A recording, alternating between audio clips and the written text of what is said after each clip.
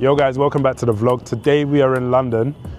Someone reached out to me on Instagram. They own an architecture firm and they were like, we should come and have a chat about what it actually takes to build a hospital. And yeah, that's what we're doing today. I'm gonna be taking you guys to the firm. I've got this idea for a space which is almost like a fourth space, a space which blends healthcare, luxury and hospitality all into one. Because at the moment I've been thinking that healthcare, if we're being frank, is pretty sterile, pretty bland, pretty boring. And what if we created a space that people came to this space when they weren't sick? People came to this space to actually feel better and not necessarily just come when they're sick. So I gave him the brief and he's gonna be running through some of the different concepts and ideas and the ways that we can think about it. This should be a space that people can come to be truly the best version of themselves, whether it's from a work perspective, from a health perspective, or from a fitness and lifestyle perspective. Okay. And that's simply because I kind of don't agree with the thesis that, yeah, we wait for people to get sick and then we want to jump in as doctors. Absolutely. So from what I understand, you've got sort of three main flows of space, right? So there's the assessment space, the prescription space, and the optimization space. I suppose from there, we really need to understand what the kind of patient journey is, or I suppose it's not necessarily a patient, right? If they're coming in for co-working, so we need to understand firstly who the end user is, what are the types of journeys there are. So I imagine that there's obviously staff journeys, which we don't want to intermingle with your patient journeys, and then the third type of user, which was the kind of co-workers or the gym goers. Trying to separate those three journeys, or trying to find out where the overlap is and what the associated functions are. So from what I understand, looking at the three sort of flows of space, you've got the assessment space, the prescription space, the optimization space. I was in South Africa a few months ago, and when I was there, one thing that I really thought to myself is, how can we transform healthcare on a global perspective? The beauty about being a doctor is that my job, I can literally take to any country in the world and apply it there. So the thing that I thought of whilst I was in Sandton, whilst I was in Cape Town, was how can we improve healthcare for the ultra high net worth individuals? And the reason for this is because they are often flying to Europe, to India, to the Middle East, just to be able to get good healthcare. And I think we have to start with this group of people, because these groups of people will essentially fund the system. If we can get ultra high net worth individuals to be able to have a premium healthcare service, the profits and the money that we generate from that can trickle down to your community services, to your free clinics for people who can't afford it. And when I'm thinking about these ideas, or even meeting this guy when we're designing these spaces, it's like, how can we take a very innovative approach to healthcare so that we can apply it in different regions of the world and essentially improve healthcare for all? Because yeah, sometimes I'm in the UK and I'm like, there is a lot more that we can do from a health perspective, and I feel like people want more, but as a system, we're just failing to deliver that more. So being able to sit down with Ben, who we're gonna sit down with, it's just really good, because it really allows you to sit there and think, like, what can the future look like? How can we do it better? And what can we do better? Okay, let's talk through each of the different spaces one by one. So when we're talking about assessment, what I'm talking about is specifically a space where people can like co-work, sit down at a cafe or sit down at a lounge.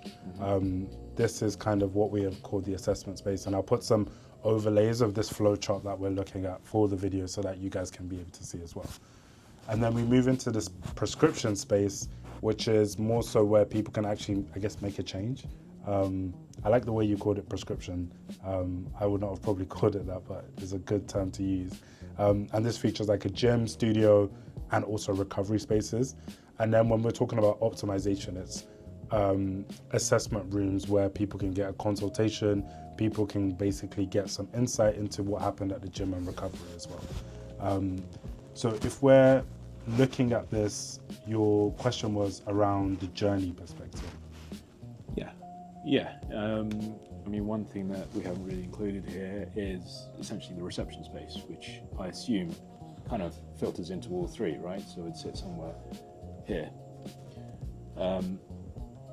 So it would be good to understand in terms of the entry point when they come to reception? Is it a linear journey that they go to the assessment space, prescription, and then optimization before they have some sort of checkout process or something like that for reception? So the more we sort of quantify all of that, the more we can understand how large a space we need.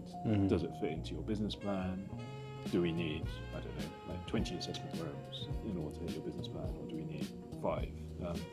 It's all iterative, and all these functions will shift from space to space. But it's all right. So, say for example, if we were to just answer some of those questions off the bat, if people were coming into the space, walking obviously into a reception where they're welcomed, greeted, I guess almost like regular members being able to go to the co-working or to the gym studio, I assume those are the spaces that will be used more than others. But if you're a first-time visitor, potentially coming in and being able to see a doctor first before seeing the rest of the facilities, do you think that is a concept that makes sense, or is it like from a flow perspective, it's just too confusing? I think there'll be, as a first-time user there, it would be brilliant if there is a linear journey, because then it's more intuitive to actually go from space to space, understand that you're there to be assessed before you get a certain prescription or a certain consultation room. It's far more intuitive. You don't have to think about where you're going. The more you have to think about it, the more it's probably sort of increases your anxiety of being in a clinical space. So we kind of want to reduce that friction. Okay. And from like the vision that I've always had is to say that I feel like when you come to a hospital, when you interact with healthcare services, it's usually like there is this dull waiting room that has like music or a TV at best. And then from that waiting room, people go straight into like the consultation rooms, which might be down just like a long corridor. I've always thought, what if like this optimization space, if we're thinking of just random layout of a building, was in the middle of the building, and then everything else sat around it, simply to reduce the anxiety that comes with coming into a consultation room, because it's like you wait in this like purgatory state before going into like elsewhere. But if it's in the middle of the building, I would like to assume that then means that anxiety goes. I'm not sure if that's making sense. Yeah, it kind of does. I mean, it's all a bit subjective, isn't it? Because everyone finds different levels of anxiety everywhere that they encounter, really.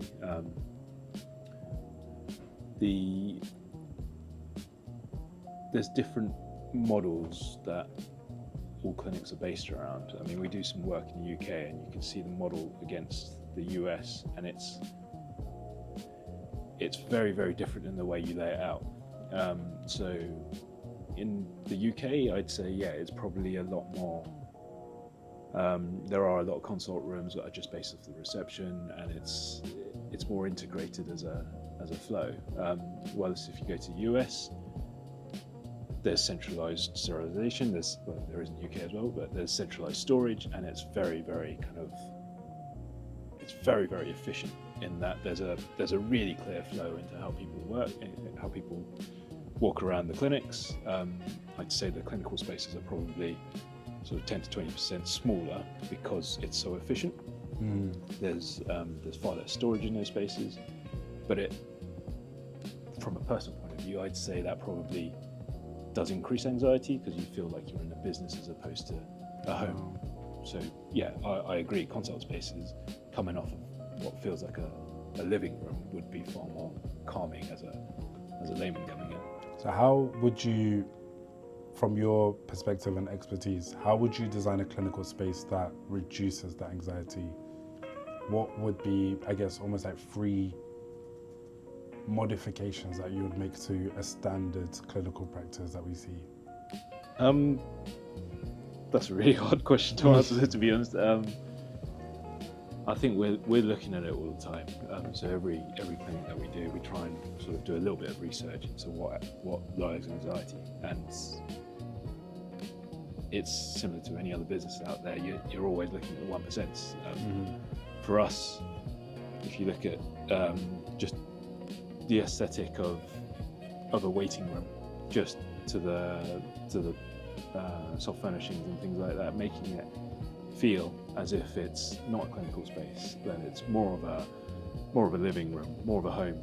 Then that immediately sort of softens the blow. But it goes down to the little details as well. When there's research on using biophilic design, so introducing nature into clinical spaces, which is not near on impossible, but very difficult with UK regulations. But there's certainly ways to get around it. But also little things like there's other research about reducing the amount of TV in your waiting area, which some people think is a good distraction for the kids and everything, but there's research out there that actually increases anxiety. So it's just those little things which I think, as an overall picture, would probably help a lot.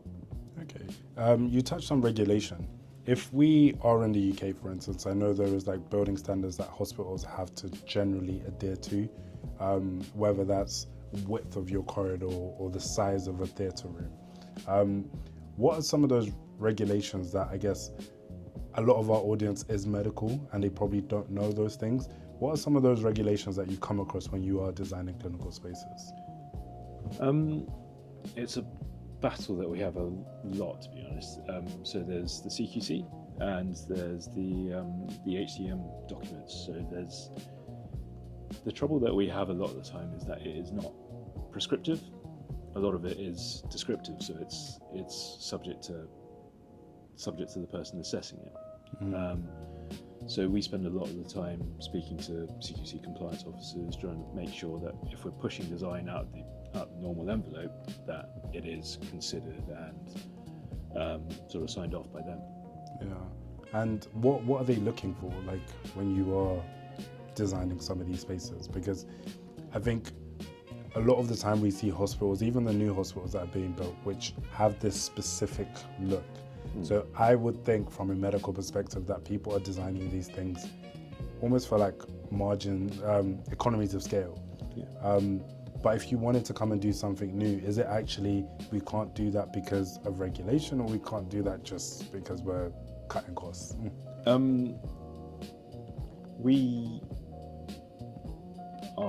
It's one of our biggest battle points, to be honest, because as architects, it's not something that we just want to run into and just embrace the sort of traditional way of designing a clinical space. So we're always trying to push boundaries about exactly what we just talked about, with trying to lower anxiety through things like moss walls in clinical spaces. So in sort of traditional setup, you'd go in a clinical space, you'd have vinyl floors, cove skirtings, synthetic stone.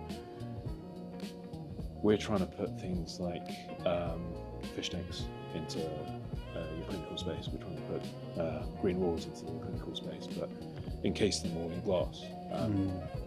There's just a series of hurdles that we'd have to go through, both with CQC compliance, but also costing, making sure that it's viable for our clients to actually afford things. Yeah, and how much does it typically cost? Like, I know I came across you guys on Instagram, like doing a lot of fit outs. I think you did a fit out in somewhere in the north. It was a dental clinic that recently won an award. Yeah. Lancashire. Obviously each clinic has a different fit out cost, but just to give a rough ballpark, if there was someone out there who has recently acquired a tired old GP practice and they wanted to bring it up to a 2026 standard, where in the ballpark are we talking? Yeah. It, again, is a very difficult question to answer. It's a very broad question, I guess, but let's say if I wanted to create a space which was, it's hard to describe actually, which was like modern. How would I describe a modern space? But something which looked like everything that we're talking about, something that doesn't look, I guess, sterile, like what a clinical environment is, but can still meet the standards. So every time we finish a project, we do sort of a cost per square meter analysis on where it lands. If you're looking up north, it's going to be a lot more affordable than if you're looking in central London, obviously. In terms of cost per square meter, again, it also depends on specification. So, you know, a reception desk could cost £2,000, it could cost 50 grand. Typically, what we're looking at the moment is most of our projects are landing somewhere between £1,500 per square metre to £3,000 per square metre. But as I say, you put one bespoke item in there, you're shooting that up to. I know you guys just doing design, or are you doing fit outs as well? Or do you work with other teams that do the fit out? We are predominantly design, but there are contractors that we work with if you would like start to finish sort of projects, which we can do. It's entirely up to the client. Okay, amazing. And I know, like, on the screen there is this video which is playing at the moment. We'll also overlay that. Can you talk me through what this is? And the reason I'm asking is because I can see my name there. So This is what you asked for. Fits in this. So yeah, you gave us this sort of design brief and concepts. I think one of the key elements that you asked for in your brief was sort of plunge balls and making it super realistic, super high end, super unique. This kind of came off the back. Last week I spent a week in Spain just visiting stones. I know that you asked for glass plunge balls, which is not up there,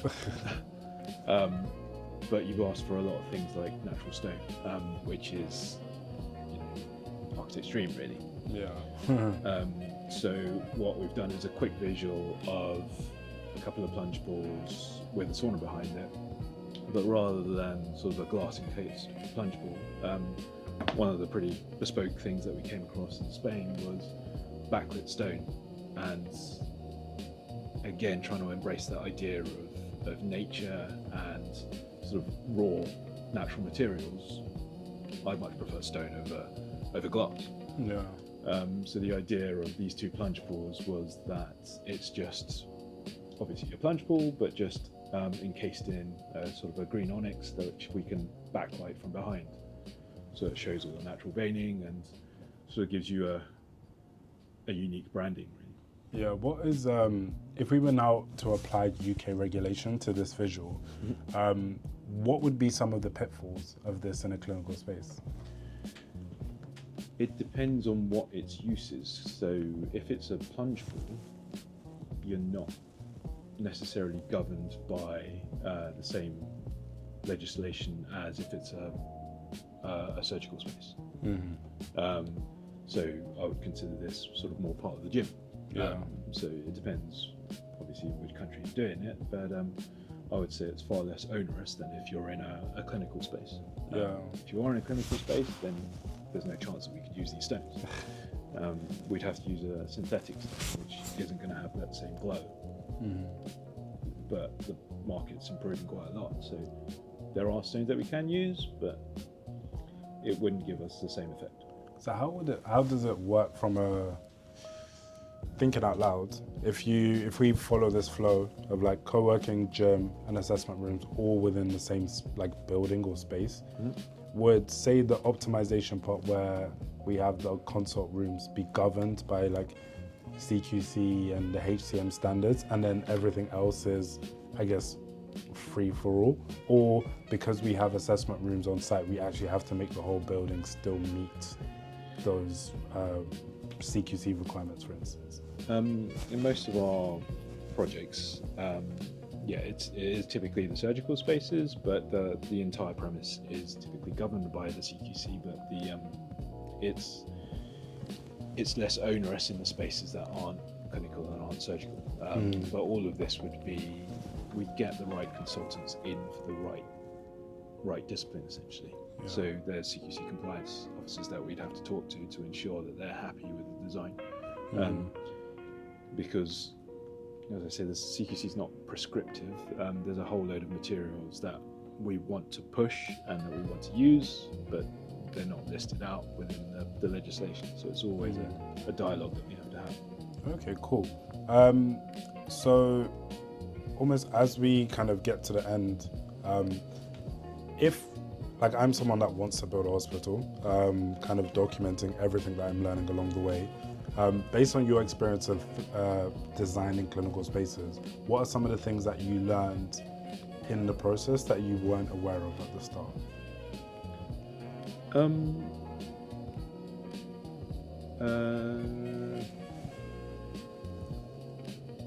suppose in every project, yeah, and it's that element of research.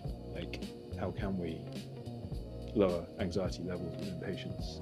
How can we improve productivity of staff through patient flow, or introducing sort of nature into the design, into the spaces? I'd say every project brings up something new, to be honest. So yeah, every time we do a project, we're trying to lower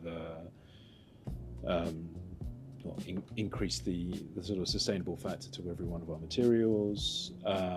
We're trying to introduce elements where we can lower anxiety. We're trying to improve staff productivity. I wouldn't say that there's sort of a top 10 takeaways, to be honest. It's it's those 1% that we keep trying to add to every single time. Cool. And for me, I've always been thinking about building to improve healthcare in the UK. Healthcare in the UK is, I guess, a monopoly. There's only one big player, which is the NHS a lot of the time. But then when I think about healthcare in Africa, so I'm from Zimbabwe originally, but if I'm thinking about like South Africa or Zimbabwe or Kenya or Nairobi, I feel like there is a lot more appetite for stuff like this, given that healthcare is very fragmented there. If I was to approach the same thing in a different market, is that something that you guys also help out with, or is it a case of your expertise is confined to the UK? No, not at all. So we've got projects in the US, we've got projects in Lithuania, Mauritius, Spain and France at the moment. So yeah, it's for us, it's interesting to see every single culture, because everyone does it slightly differently, and there's a pros and cons to how different countries do it in different ways, which is why it's interesting for us, because I think we could take some of those learnings and apply it to our UK projects as well. Okay, amazing. And just before we go, if there's somebody watching this who wanted to reach out to you guys to be able to get more of an understanding, or be able to come into this office and just sit where you guys do the magic, what's the best way for them to reach out with you? Just via our email or our website on Vita Architecture. Okay, and I'll leave all of the details towards Vita in the comments below. But yes, Ben, it's been a pleasure. I think it's really cool. I like to, even this video for instance, being able to see things visually and bringing it to life, understanding some of this, like how things should flow, I think really puts things into perspective a lot more, rather than, I guess, me having all these Word documents at home.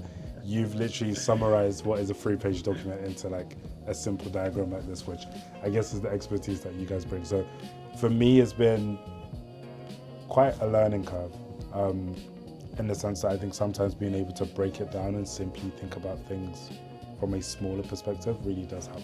Yeah, thanks very much for having us. All right, amazing. Cool.